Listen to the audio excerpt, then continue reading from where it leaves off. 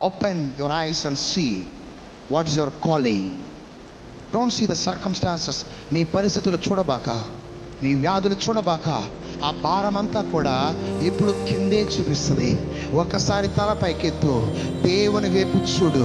When you see God, దేవుని వైపు ఎప్పుడైతే చూస్తావో ఈ కాడిలన్నీ విరగొట్టబడి, దేవుని కాడి, సులువైన కాడి, నీకు విశ్రాంతినిచ్చే కాడి నువ్వు మెసుకెళ్తావు. భార్య భర్తల మధ్యలో సమాధానం అనే కాడి లేదేమో, కుటుంబంలో ఆర్థిక సమస్యలని కాడి ఉందేమో, ఇప్పుడు దాకా ఇబ్బంది అనే కాడి ఉందేమో. ఒక్కసారి లేచి చూడు, ఒక్కసారి తెలిసి చూడు నీ కళ్ళని. దేవుడు అంటున్నాడు, ఈ భారము నా మీద మోపు. అప్పుడేమో తెలుసా, నేను నీ గురించి చింతిస్తున్నా, నీ చింత యావత్తు నా మీద వేయి. నేను నీ గురించి చింతిస్తున్నా, నేను ముందుకు తీసుకెళ్లాలని కోరుకుంటున్నా. I want to lead you. నువ్వు ఎడారిలోకి వెళ్ళినా, ఉపద్రవంలోకి వెళ్ళినా, మరణంలోకి వెళ్ళినా ఏది నేను చేయదు.